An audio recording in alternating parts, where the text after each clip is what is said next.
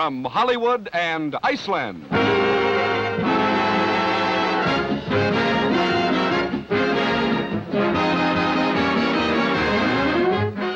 The Chevrolet dealers all over America bring you Bob Hope in The Chevy Show, with these stars as guests: Betty Grable, James Mason, Joan Rhodes, the Nick Castle Dancers, and Gordon Jenkins and his orchestra.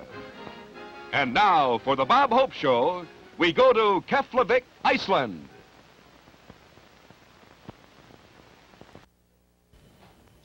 Ladies and gentlemen, this Christmas Eve of 1955, here at Keflavik Airport, Iceland, we're very fortunate to have one of the finest comedians in the world entertain our Army, Navy, and Air Force troops, and to christen our brand new service club.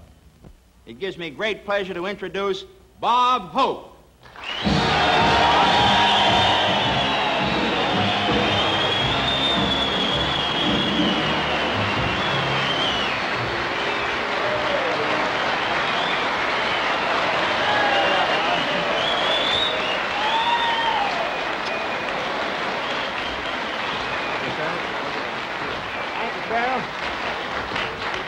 Thank you. Make a nice paperweight. Thank you very much.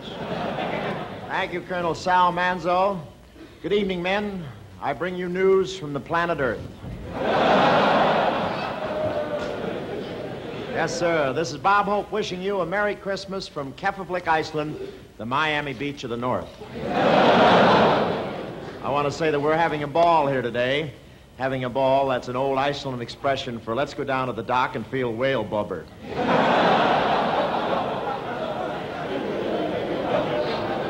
But it's nice to be back here. I first came to Iceland about 10 years ago. Now I come up every year to visit my toes. And the War Department made a survey of what the fellas here wanted most for Christmas, and I'm happy to report that they're all normal. Not one of them asked for me. They may be shook, but they're not shattered. Now, it's very sneaky the way the Air Force got me up here. They told me the nights were 6 months long up here. They forgot to tell me there weren't any girls here. Sneaks. And you sure go through a lot of red tape to go on a trip like this. I gave the name of my next of kin to so many people. When I got here alive, I had to fill out a form apologizing. Major Short and his crew flew us up here. We flew from England for this Christmas Eve show. We brought along Yana, Joy Webster, the ballet Momart, Pat Dodd, Colonel Rhodey, Joan Rhodes, and myself. I know they knew that I was coming. When we flew in, the snowplows were pushing the snow on the runway.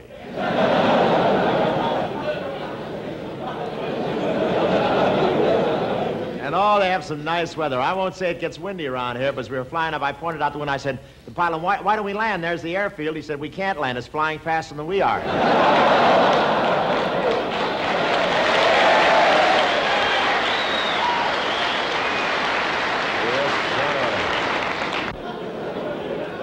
There are three kinds of windstorms up here. Strong, very strong, and welcome to Vladivostok. It's the only place in the world where the barracks have more flying hours than the pilots. Of course, you know Iceland is an independent country which once belonged to Denmark, but they gave it up when they discovered they couldn't pour oil over it and put it back in the can. But everyone has the Christmas spirit around here. I know I saw them passing it around. I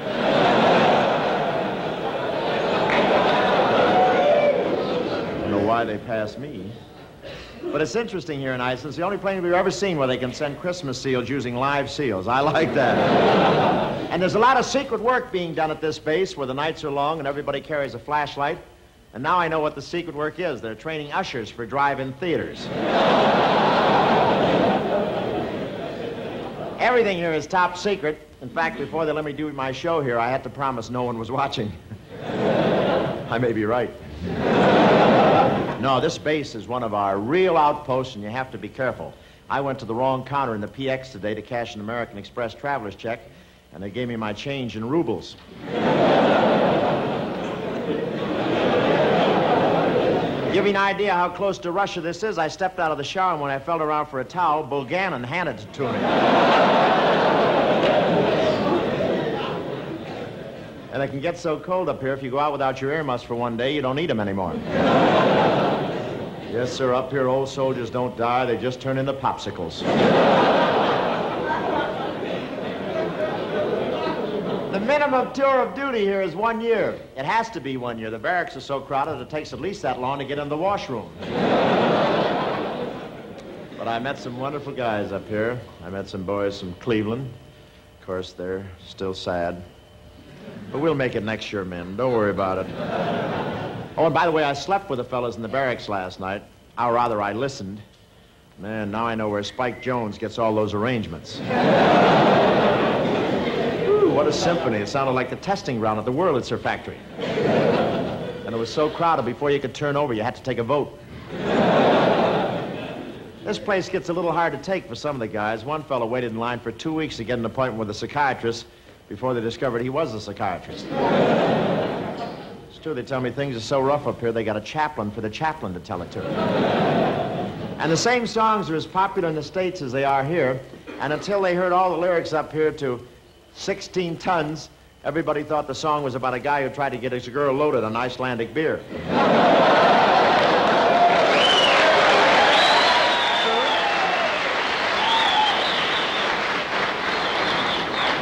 Icelandic beer, that's sort of a liquid no-dose, isn't it, huh?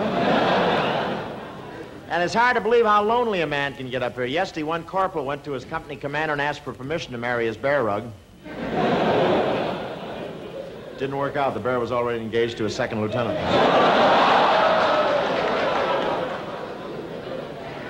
And they have quite a traffic problem up here in Iceland. With so much snow, they have to have a dark line down the center of the road. I can't tell you how the Army figured out the answer to this problem, but if you're a thin private, don't volunteer. That's all I want to tell you.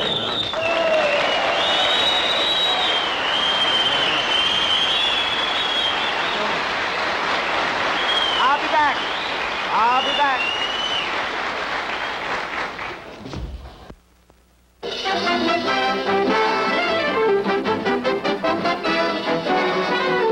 This is the simple, unpretentious, ordinary story of two simple, unpretentious, ordinary millionaire movie stars.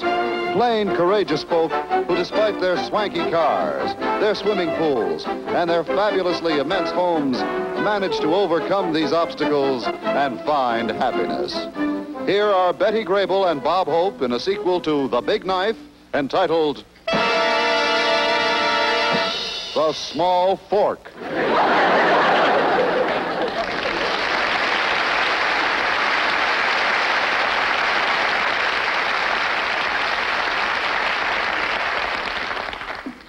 What did you come here for, Stanley? Mona, I come here not as the head of a fabulous studio, not as the producer of only the greatest motion pictures, but as your friend. Now listen to me. This is a sincere business. Sincerity is the keynote. Money is pictures, and pictures is money, and that's what I'm interested in. Art. Oh, stop talking in riddles, Stanley. What are you trying to say? Mona, with my own two hands, I built my studio. With my own two hands, I ripped it out of this world. Me, I did it with my own two hands. You stole it. With my own two hands. Mona, I swear to you, this will be a great picture. What's wrong? You're not even listening to it. Oh, this room is so depressing. If there were only some way of brightening it up.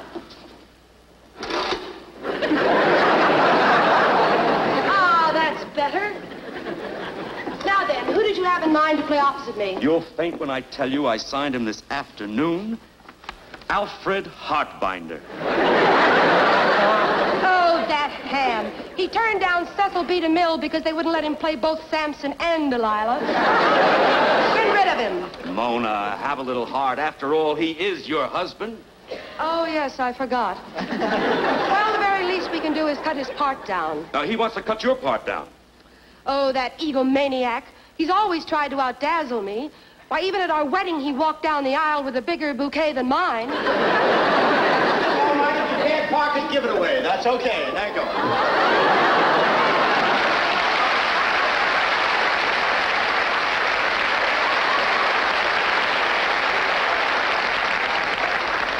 Oh, sincerely yours.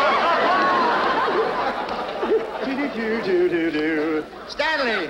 Oh, just the man I want to see. Glad I caught you alone. But, Alfred, we aren't alone. You remember your wife? Wife? Oh, yes, Mona. Yes, I never forget a face. Isn't that Dear Alfred. Oh, it's good to see you again.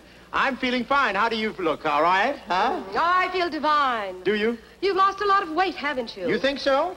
Oh, no, it just moved to a different neighborhood. Well, I'm sure you two lovebirds have lots of things to say to one another, so I'll leave you alone. Oh, good, Orson. Thank you very much. Wait in the ice wagon, will you please?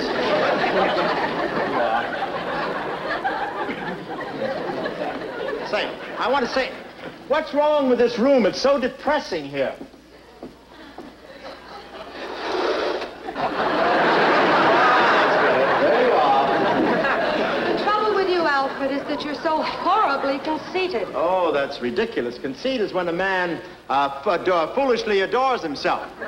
Well, With me, it's the real thing.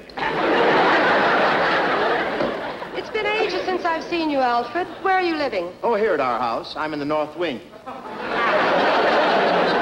You still in the south wing? Oh, yes, it's lovely there this time of year. I opened the windows this morning, and it was just beautiful. The sun streaming in. Sun? It's snowing at my end. How are things going at your end? Oh, I manage. I had hoped that you'd drop by sometime to see your child. Child? I have a child? Born in August. I suppose I should have sent you a note. Isn't that interesting? I have a child. What is it, a boy or an actress? It looks like you. I guess it's a boy. Well, how about that? I have a child. Just shows you missed Luella's column one day and anything can happen. Maybe for me, Hello? Hello, Mona. This is Stanley.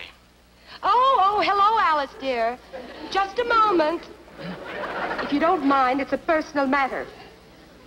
Well, I've been many things, but I'm not an eavesdropper. I want to tell you. You were saying, Alice? Mona, darling, have you been able to convince him that his part in the picture should be cut down? Not yet, darling. I'm warning you, Mona. If you don't cut his part down, he'll cut your part down. So go to work. No tricks, no ruses. In this business, if you're going to use the knife, stab right away. Be sincere with it. I'll get on that right away. Thanks for calling, darling.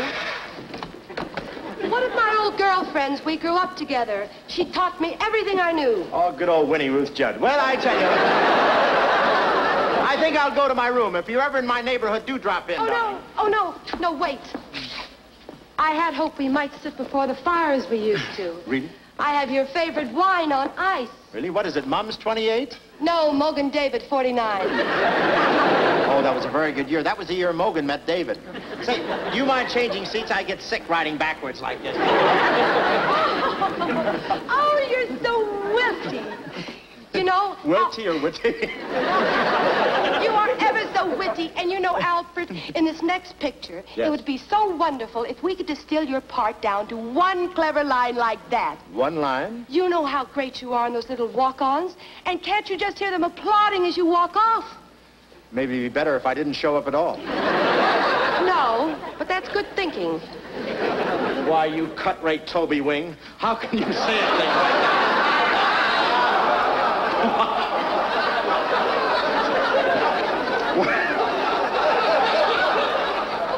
Where would you be without me?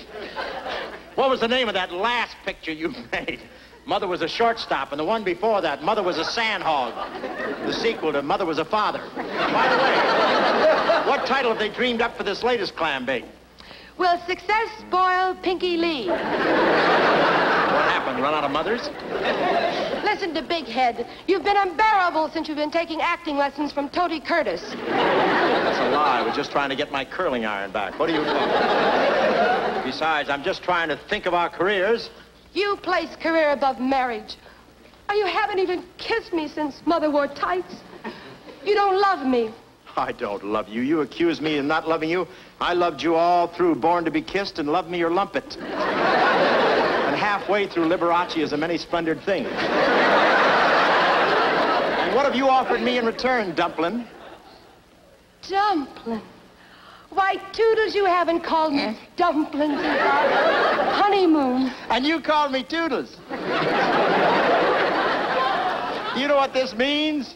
This means that our love has been blinded by our careers, and now we're back madly in love again. Mona, You may kiss me if you like. Not on the downstage side, never. The night is building. Let's have a musicale, shall we?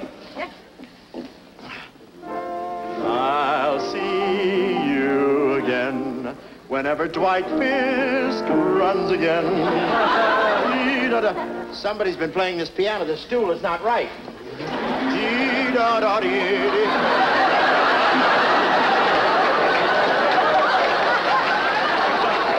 Where'd you go? You're getting short, honey. There's snow at Arrowhead.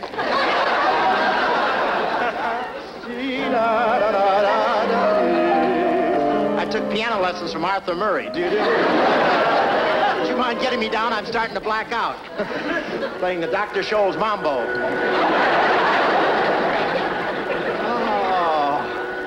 Let's try it again, huh? Shall we? Up. Mad about the boy. I know it's stupid to be mad about the boy. I've often wondered who I had in mind when I wrote this. I think it was me. Mad about the boy. Oh, Alfred, you're so attractive when you sing. Oh! That's what I've always wanted, a ping-pong paddle. Oh, you're so full of fire and temperament. Oh, please, it's so soon after dinner. You don't love me. Oh, I do love you. Listen, I was saving it for your birthday, but I'll tell it to you now. I've completely rewritten the script of our next picture, and you'll be a sensation. A sensation? Get this. When the picture opens, there I am on stage singing a medley of 14 great songs. And where am I? You're in the audience. But for subtle dramatic effect, we don't show you. Mm-hmm. You don't show me, huh? This is a great sympathetic scene for you. Yeah, I feel a little sorry for myself already. Finally, towards the end of the picture, the camera sweeps out to the audience and down the aisle to your chair. And now they see me? No, you've gone. Don't you get it? I think I've been getting it all along. I keep telling myself that you'll return. We get a close-up of the chair, and finally, sure enough, the curtain comes down, but you don't come back. How do you like it so far? So far, I'd like to try out for the part of the chair. Well, that settles it. Either you do the picture this way, or I'll have Stanley cut you out entirely. Oh, I don't think the backers would like that. Backers? Who are the backers? Me, the California Bank, and Jim Clinton. I hold the controlling interest. You? Yes, I neglected to tell you, but I've converted everything we own into cash. And here it is. All cash. Now we'll do the picture my way, shall we? Oh, but how... Pardon, sir. Madam, the house is on fire. How awful. Isn't this terrible? All that money, it will be burned. Wait, there may still be a way to save it. If only one of us could dive from that balcony to the swimming pool. But what am I saying? I can't swim. I can swim, darling. I'll dive into the swimming pool and save the cash. Give it to me. Quickly. Go, girl, go. Why, you conceited fool. You're not going to ruin my career. I tricked you. I had the butler place a smudge pot outside the door. A smudge pot. I've got news for you. There is no fire. I got news for her. There's no swimming pool.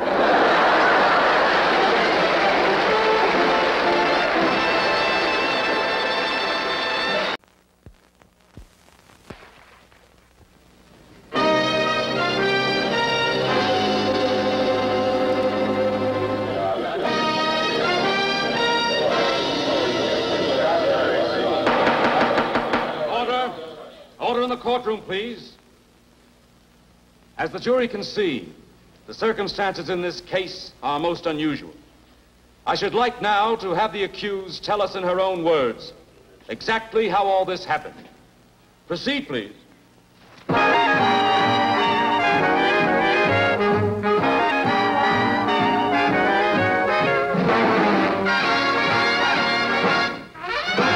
You see a pair of laughing eyes, and suddenly you're sighing sighs. You're thinking nothing's wrong, you string along, boy, then snap.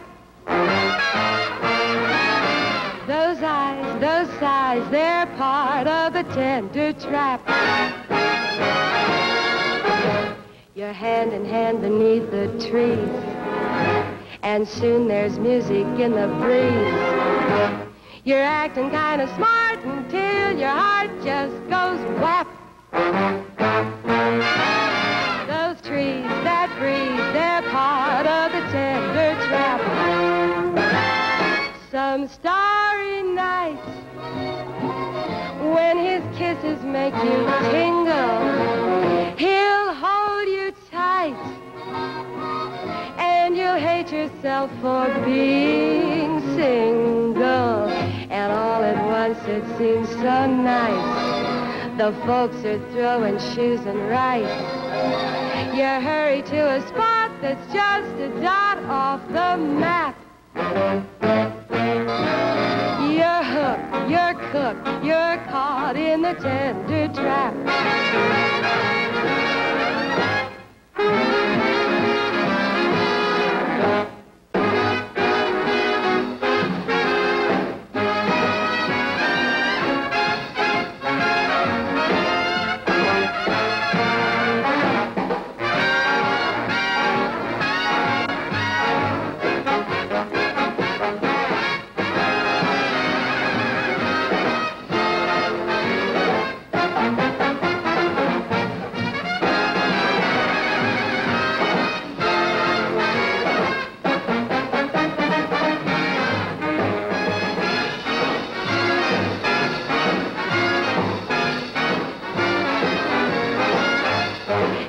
At once it seems so nice. The folks are throwing shoes and rice. You hurry to a spot that's just a dot on the map. You wonder how it all came about. It's too late now, there's no getting out. You fell in love, and love is a tender trap. Not guilty!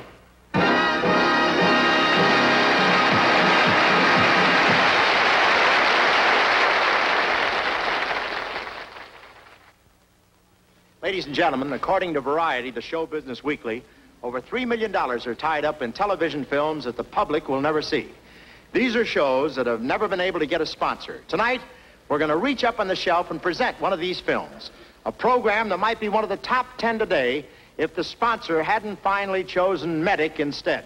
I leave it to you, the audience. Did the sponsor of Medic goof?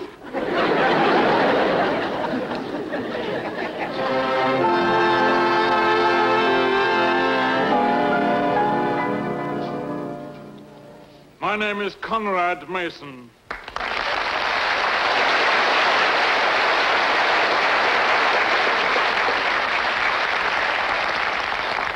I am a doctor of veterinary medicine. Tonight's story is entitled A Man and His Dog, or They Both Started from Scratch.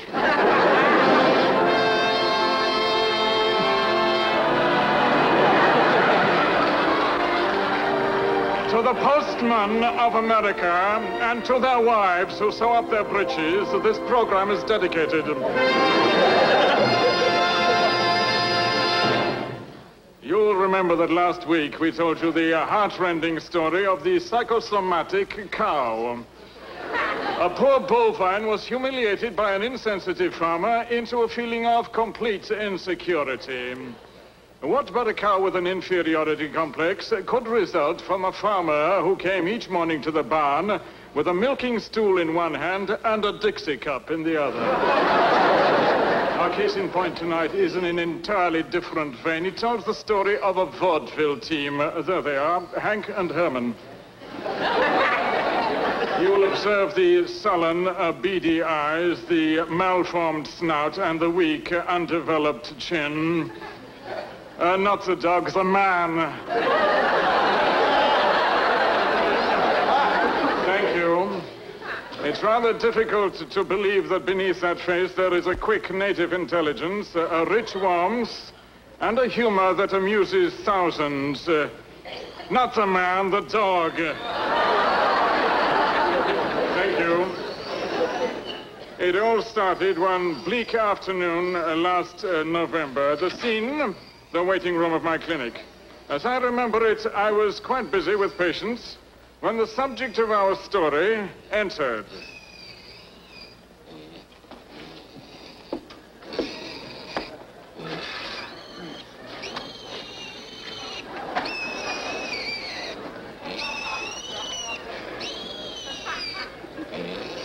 I feel like the mystery guest on Zoo Parade. My, that's a nice cat you have. This is a dog.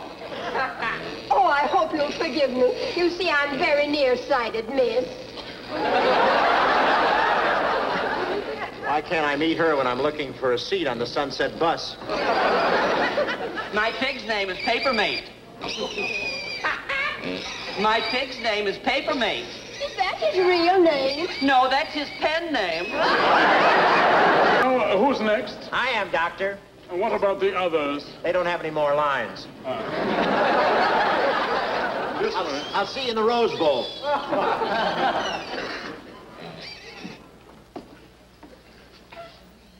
Your name, please. Hank Sylvester. And the patient's name. Oh, Herman. You must have heard of us. We're the famous vaudeville team of Hank and Herman. All right, Herman and Hank. I'd get rid of him, only he owns the act. I'm awfully worried about Herman. I want to talk to you about him, Doctor. This is no case for an ordinary sawbones. Ordinary? Good heavens, man. I'm personal veterinarian to the biggest. Isn't that Rin Tin Tin? Yes. I did his nose job. And this is one of my most celebrated cases. Is that the... Yes, that's the RCA Victor dog. And what's his problem? You promise you won't tell? I promise. He's tone deaf. Poor beast. Caught in a sonic blast from Vaughn Monroe. Yes, suppose you tell me about your Herman's problem. Well, he's been acting strangely lately. He won't eat his red heart, and that's his favorite. How long has this been going on? I don't know, but I've gained 5 pounds. See, not only that, well, I hate to tell you, Doctor, but Out with it, man. he lost his voice. He can't sing anymore. Oh, what? He can't sing anymore. My dear sir, how long is it since you had your distemper shot? Oh, it's true. I'll show you. Have you got a record player here? By an odd coincidence, I have. I want to show you what I mean. This is his latest album, Herman Sings Cold Quarter. Listen to this, Doc.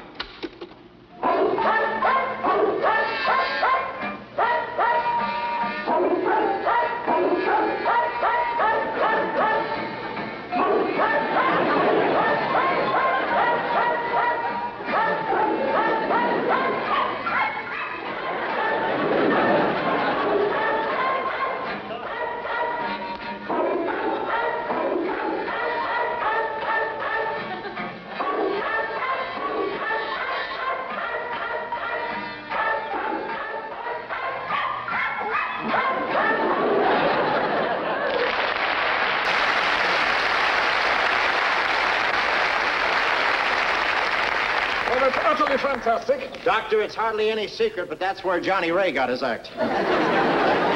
Examine him at once. Now Herman has lost his voice. I wish you would. Say R. Open your mouth, please. Thank you. When they told me that I had a meaty role, I didn't expect to be the meat. Let me help you, Doctor. Look in there. This is more serious than I supposed. Wait. Okay, Doc. You can tell me now. I don't quite know how to tell you this, but from a preliminary examination, it seems that Herman is suffering from an extreme case of, ooh-bang, jiggly-jang. What? Ooh-bang, jiggly-jang. I don't understand this, but they tell me that this sort of thing sells automobiles.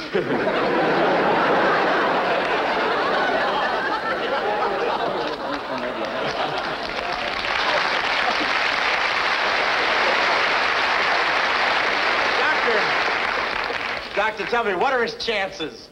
Unless I operated once, I will not be held responsible. Well, can I have a few minutes alone with Herman? By all means, I'll be scrubbing up. No. Okay, get up here. Get up here, Herman. Come on, go up. Come on, get up here. Herman, I just want to tell you that this is it. You know, we've been through a lot together. Measles, the mumps, worms, and that Airedale down the block.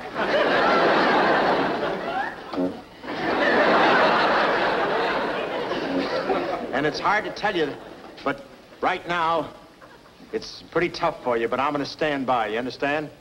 You've stood by me many times. I don't know what I would have done if it weren't for the money you made as winter headquarters for the flea circus. Right now, you're in trouble. But I'm going to stick by you, Herman. I want to tell you that. Because you need help right now. And I'm the one that's going to give it to you. Because a man's no good without his dog. And you're going to make it, Herman. I want to tell you, you're going to make it. Herman, you're trying to tell me something.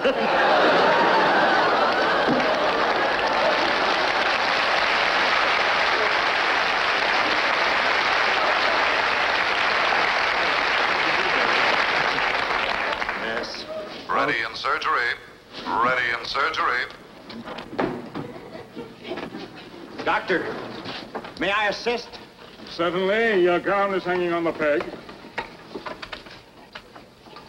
I'm ready, Doctor. Sterile gloves. Sterile gloves. Sterile gloves. Nurse, please. Sterile gloves. Send the nurse out. Sterile gloves, please.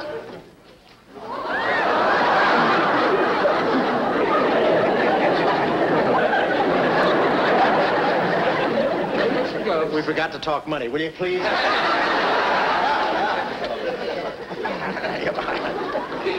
Well, this is what comes of having your relatives on the show. Don't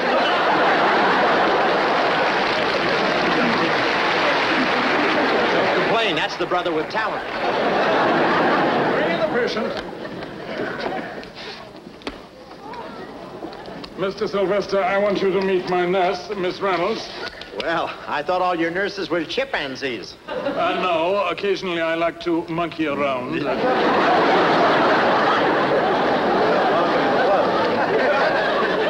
Prepare to operate. A respirator. Respirator operative. Oscilloscope. Oscilloscope operative, pulse normal. Sterilizer. Sterilizer.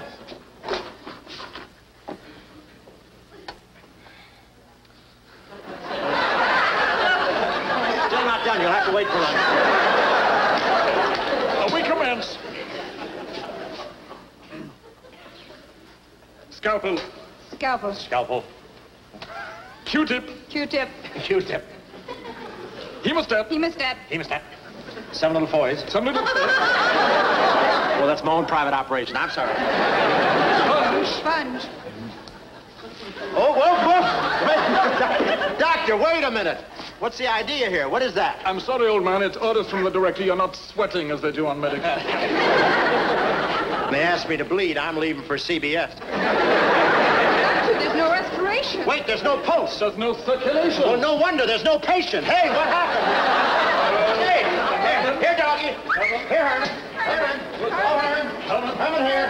Here, Herman. Here, Herman. Herman. Hey, Herman. Hey, Herman. Herman. Herman.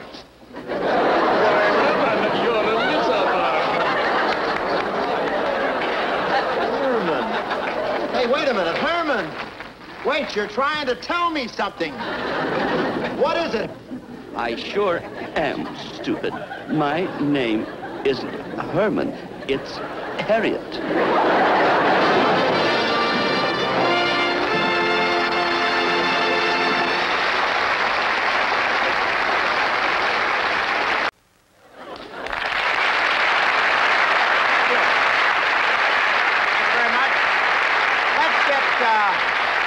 Let's get Betty Grable out here again. How about that, huh?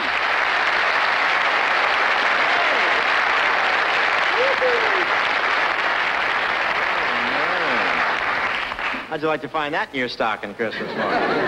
Betty, I like the way you handle that sophisticated scene that we did together. I thought I detected a bit of Mary Martin in you. Oh, I thank you, Bob. And what'd you think of my performance? Would you say I was another coward? Oh, no, not at all. As a matter of fact, I think that what you did took plenty of guts. Steady, Whitey, or I'll have Harry exiled to Spike Jones. By the way, how is old Flabby Lips? All right? Is he doing? Oh, he's fine. We're rehearsing to open in Las Vegas, you know. Really? Harry's going back into show business? Well, what do you mean? Well, I never thought he'd give up that red coat and long bugle at Santa Anita. Look, Bob, if Harry could play the horses as well as he does the trumpet, we wouldn't have to play Las Vegas. You read that like a wife. You said that like a husband. Say, well, shall we? Gordon, would you care to join us for the honeymoon? Love and marriage, go together like a horse and carriage. Same as Dean with Jerry. The same as Christmas goes with Mary. Bees and honey, go together just like Bing and money. You and I'll be closer than Zsa is to Ruba Rosa. We go well together like a verse and chorus. You could be the only girl for me. Hello, Dolores. Hope and Grable, go together just like Clark and Gable. This I tell you, brother. You can't have one. You can't have none. You can't have one without the other. Let's go far away by boat or plane or safari. I'll go pack a little bag while you explain to Harry. Love and marriage,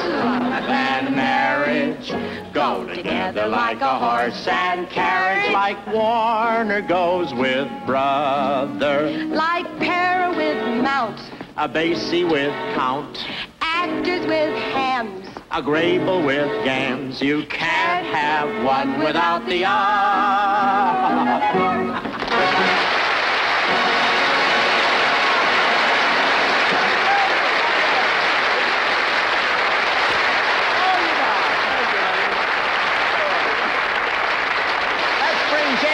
Back just to say goodnight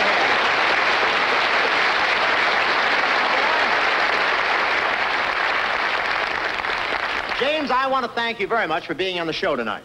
Yeah, well, I must say that I was a little nervous. You see, this is the first time I've been on a comedy show. Well, how could you worry? Englishmen have a natural flair for comedy. David Niven, for instance. Yeah, David has a touch that's... And Cary Grant. Yeah, he's wonderful. And I'm English, you know. Well, 2 out of 3, that's not a bad average. I may have to cut him off my care package list. Bob, do I understand that while this show is actually on the air, you won't be with us? You'll be in Iceland and England? That's right. Well, is that considered cricket? No, it's considered yellow. Well, what I meant was that I'd like to ask you a favor. Can you do me a favor while you're in England? Of course I can. What can I bring you? A pound of cashmere and catnip or something like that? No, there's nothing I want you to buy. But if you happen to be out walking and you pass number 6 Tottenham Court Road... Yes?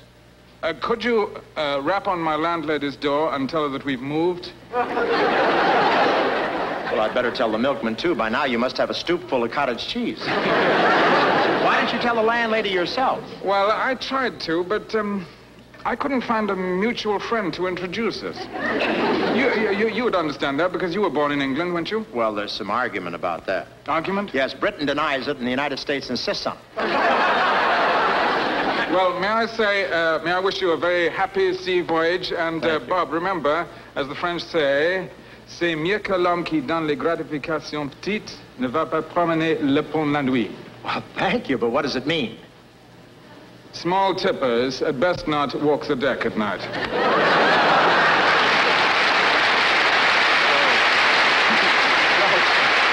How about that?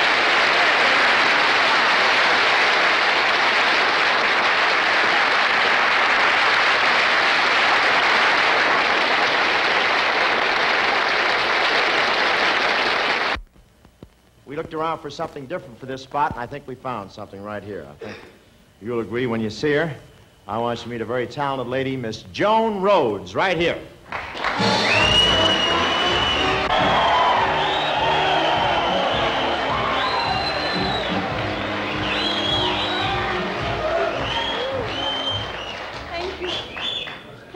very much. Mr. Hope, he's the nicest person I've picked up here in Iceland. Well, I'd very much like to sing for you, or to dance, but they won't allow me to. They say you want something different. So here I am. I, believe it or not, am a strong woman. Yes.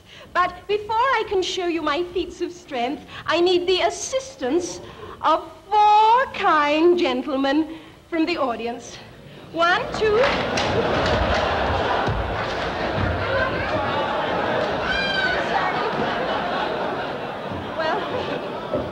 I'm sorry to disappoint you. Will you come and help me next time I'm here? You will? Thank you. Well, here we go. This, believe it or not, is a piece of steel. Seconds out.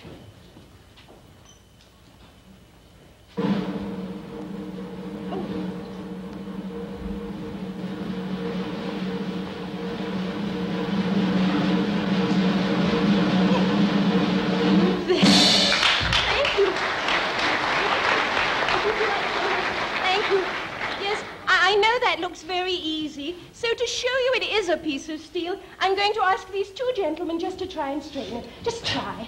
Really try. Oh, I do like to see the men work. Is it solid all right? Thank you very much. Well, I think that proves it's solid, and I feel I ought to tell you. I don't drink, I don't smoke, but I have a vice. Yes, for straightening steel bars.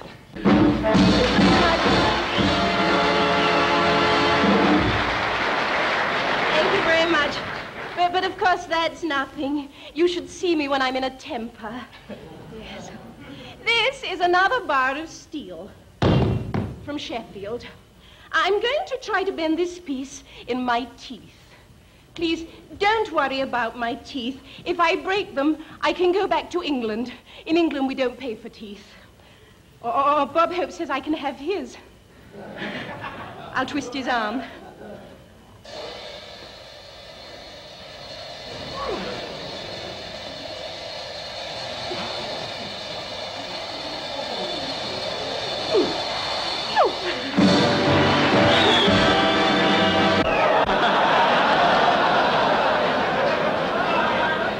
It's necessary. Well, now I'd like to ask the assistance of these 4 gentlemen. I'm going to hold these 2 pieces of metal, these 2 handles, in my one hand, and I'd like 2 to pull on this end of the rope and 2 to pull on the other, and for the 4 of them to pull and open my one hand. But I do ask for a fair and steady pull. Please don't jerk or snap at the rope, a steady pull. And when I say stop, stop. Would you like to come and help? Feeling fit? Anybody got a stake for them? Really pull, but don't come inside first. But don't jerk, huh? You understand? Okay, when I say pull, up you go. Pull, yeah, pull.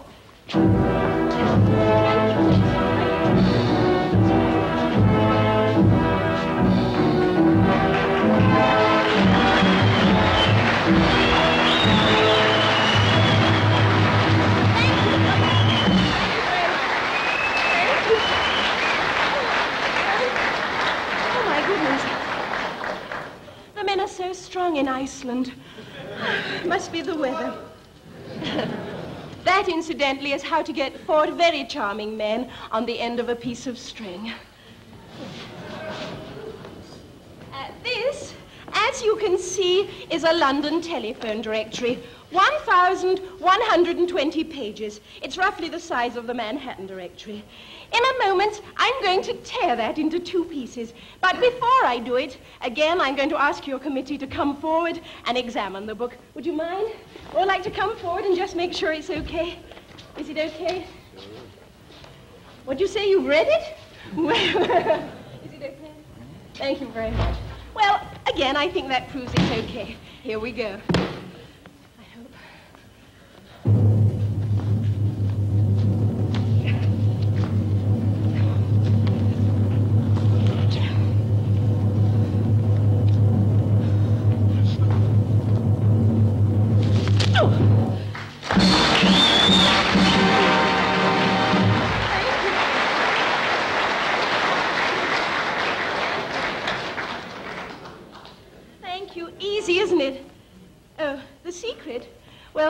first, I'd like to thank these gentlemen. So please, would you all like to come forward for the last time?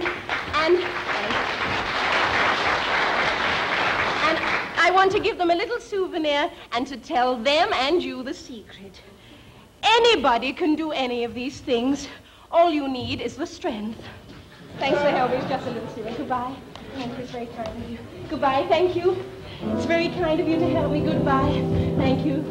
Goodbye. It's very kind of you. No! So sorry. Where's he going? The lamp, yes! Thank you.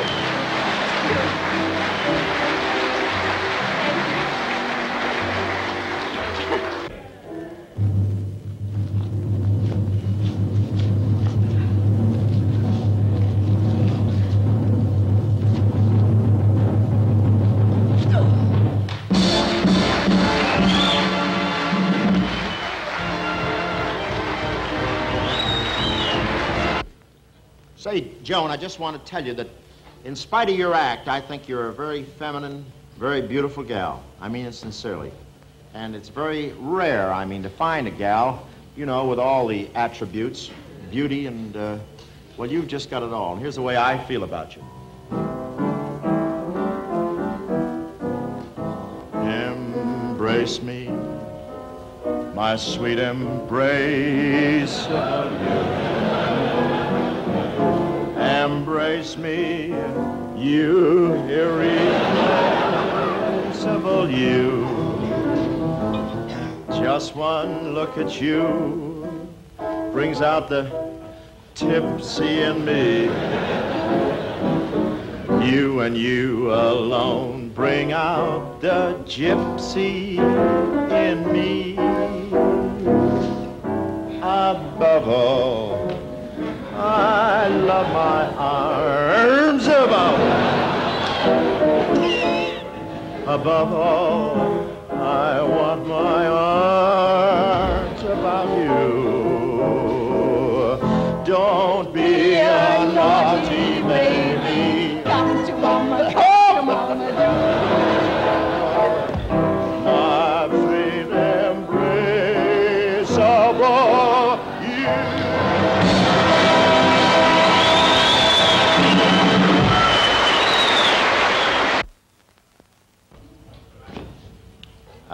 Your Iceland Defense Forces Commander, General John White.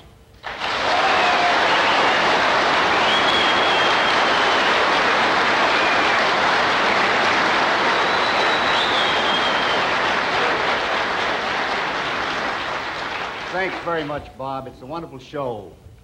Ladies and gentlemen, we have as our special guest a man who had a great deal to do with bringing the Bob Hope Show to Iceland. He traveled from the States to be with us on Christmas Eve, and it's a real pleasure to present Lieutenant General Joseph Smith, Commander of Military Air Transport Service. General Smith.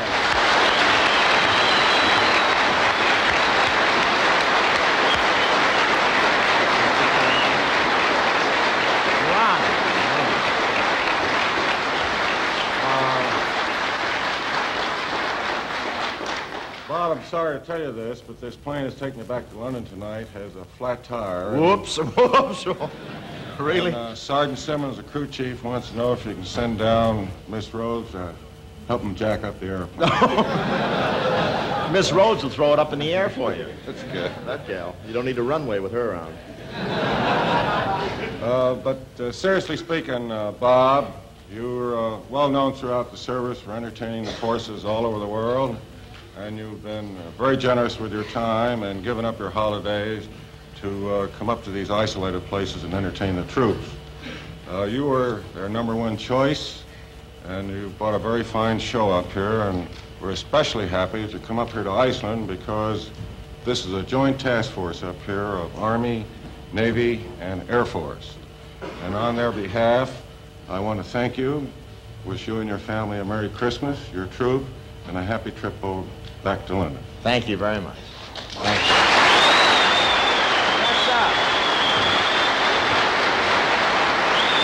Thank you, General Smith.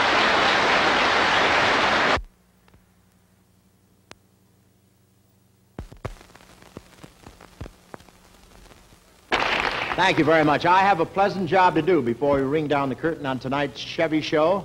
I've been delegated by over 7,000 Chevrolet dealers to wish you the happiest new year you've ever had. It looks like 56 is going to be a big year, and you have my word for it. All of us in the Chevy family hope it'll be the biggest of all for you. Now, don't forget, for happy driving in your happy new year, drive safely, drive skillfully, and drive a 56 Chevy. Believe me, it's the greatest. Okay, Gordy.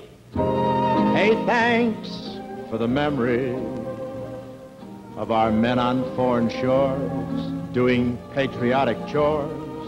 The power they wield is a protective shield, keeping open freedom's doors. And we thank them so much. We'd like to thank General Joseph Smith of Military Air Transport Service, General John W. White, and Colonel S.E. Manso for letting us spend Christmas here with our GIs in Iceland. And thanks to some very fine entertainers who helped us spread a bit of Christmas cheer throughout this land of Leif Erikson. It did our hearts good to spend the great holiday with the servicemen who are the eyes and ears of our defense. Next week, Martha Ray, and I'll be back February the 7th. Good night, everybody.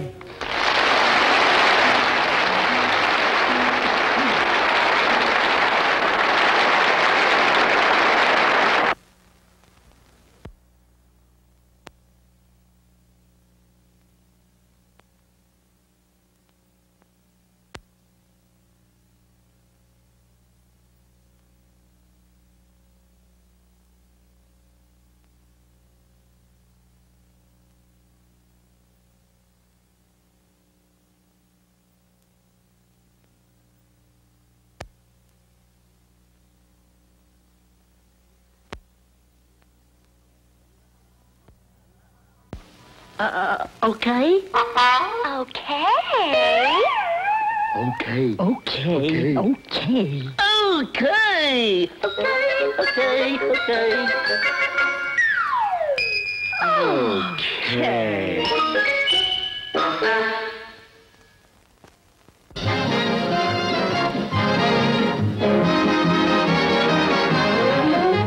The Chevy Show has been brought to you by your Chevrolet dealer, who invites you to see and drive the 56 Chevrolet, the car that broke the Pikes Peak record.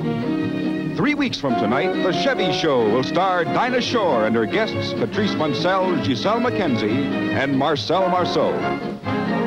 Your Chevrolet dealer also brings you Dinah every Tuesday and Thursday over this network, and Crossroads, exciting stories based on the actual experiences of American clergymen every week on another network. Now this is Joel Aldred saying goodnight for Chevrolet and reminding you to drive with care everywhere.